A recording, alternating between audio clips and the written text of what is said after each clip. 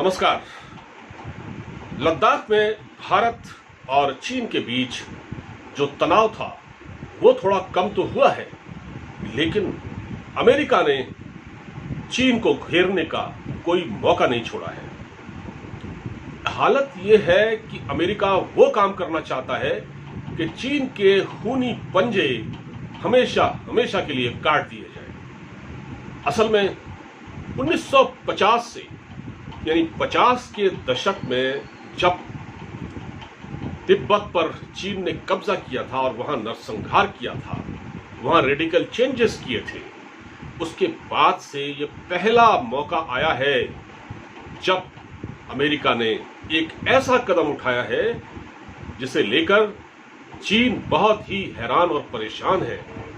चीन ने अमेरिका को जवाब भी दिया है इसका, लेकिन अमेरिका पीछे हटने को तैयार नहीं है। देखिए, वैसे तो अमेरिकी संसद में तिब्बत को लेकर एक कानून भी बनाया गया है, लेकिन ये इतना ही नहीं है। पहली बार ऐसा हुआ है 50 के दशक के बाद, पहली बार ऐसा हुआ है। हालांकि तिब्बत के बारे में अमेरिका बोलता रहा है, लेकिन 50 के दशक के बाद ऐसा पहली बार हुआ है। अमेरिका ने वो काम किया है, चीन ये सोच भी नहीं पा रहा है कि ये क्या हो गया। मैं आपको बताता हूं क्या हुआ है। असल में अमेरिका ने जो तिब्बत की सरकार, भारत में जो निर्वासित सरकार है, गवर्नमेंट ऑफ एक्साइल, जिनके लीडर दलाई लामा है, उसको फंडिंग करनी शुरू कर दी है। यानी कि दलाई लामा की इस निर्वासित सरकार को, यानी तिब्बत की इस निर्वासित सरकार को जो भारत से चलती है, उसे अमेरिका ने फंडिंग शुरू कर दी है। ये कितनी बड़ी बात है आप देखिए। और ये संस्था है अमेरिका की USAID, यानी इसका नाम है United states agency for international development. तो इस नाम की जो संस्था है, इसने तिब्बत की जो निर्वासित सरकार है उसको फंडिंग करना शुरू कर दिया है। और ये जो पहली जो फंडिंग की है अमेरिका ने, हालांकि वो अमाउंट बहुत ज्यादा नहीं है, छोटा है, लेकिन इसका इशारा बहुत बड़ा है। यानी जो फंडिंग की है वो है $1 बिलियन की। बहुत ज्यादा अमाउंट नहीं है, लेकिन ये चीन के जख्मों को कुरेदने के लिए, चीन को चिढ़ाने के लिए, चीन के पंजे काटने के लिए बहुत बड़ा कदम है अपने आप में। और इससे साफ संकेत दे दिया अमेरिका ने, अगर चीन नहीं सुधरा, अगर चाइनीज कम्युनिस्ट पार्टी ने अपना रवैया नहीं बदला, जिस तरह से वो हर जगह जाकर एग्रेशन करते हैं, जिस तरह का आतंक उन्होंने साउथ चाइना सी में मचा रखा है, जिस तरह वो वियतनाम में कर रहे हैं, जिस तरह से वो ताइवान को परेशान करते हैं, तो वो संभल जाएं। अब वो वक्त चला गया। जिस तरह से उन्होंने तिब्बत में कर रखा है, आपको मालूम है कि 1950 में तिब्बत पर चीन ने नाजायज कब्जा किया। तिब्बत एक बहुत बड़ा देश था और उसकी सरकार थी, और वहां चाइना ने घुस कर जो किया है वो बड़ा परेशान करने वाला है।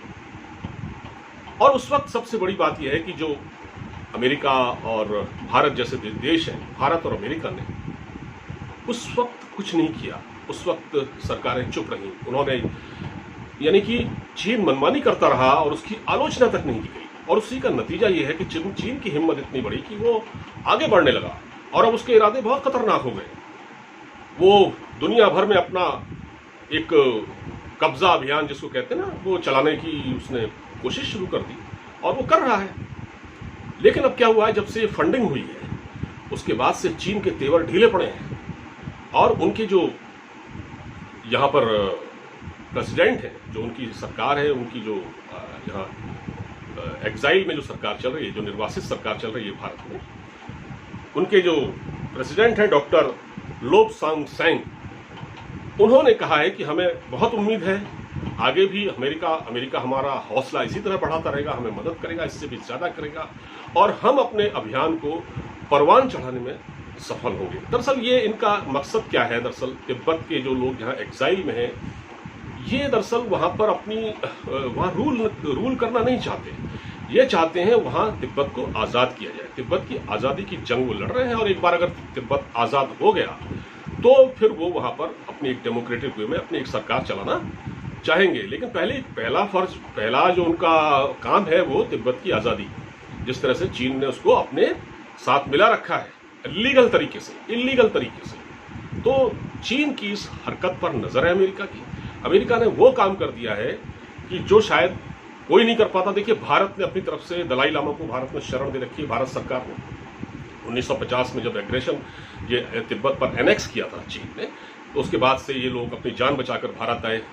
उनके लीडर और उसमें दलाई लामा भी थे, वो भारत में एक निर्वासित जीवन जी रहे हैं। तो चीन की चिढ़ का एक कारण ये भी है कि हमने यहाँ दलाई लामा को शरण दे रखी है। दलाई लामा भारत में रहते हैं, वो स्पीच भी देते हैं। चीन को ये बहुत बड़ा झटका है।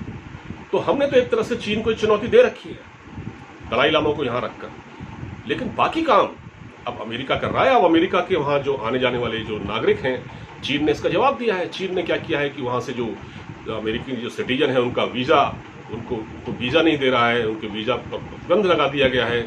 और अमेरिका ने भी क्या किया है कि जिन लोगों ने, जिन अधिकारियों ने तिब्बत पर अत्याचार किया था, उनको आइडेंटिफाई करते हुए उनके अमेरिका आने पर रोक लगा दी है। तो बहुत बड़ी तनातनी चल रही है और ये बहुत ही एक तरह से चीन और अमेरिका के बीच इस वक्त जो हालात हैं वो पूरी तरह से जंगी हालात हैं। और अमेरिका ने इतना प्रेशर बना रखा है कि चीन को के पास छटपटाने के सिवा कोई चारा नहीं है और चीन कुछ नहीं कर पा रहा है। देखिए, अभी उन्होंने क्या किया, इतनी बड़ी नेवल एक्सरसाइज की अमेरिकन ने साउथ चाइना सी में। चीन ने क्या किया, चीन सिर्फ घुड़की देता रह गया। आखिर अमेरिका सुपर पावर है, इसलिए चीन बिल्कुल नहीं बोल पाया, सिर्फ अपनी एक नाराजगी जाहिर करता रहा। और ये बिल्कुल एक बहुत बड़ा संकेत दे दिया है अमेरिका ने।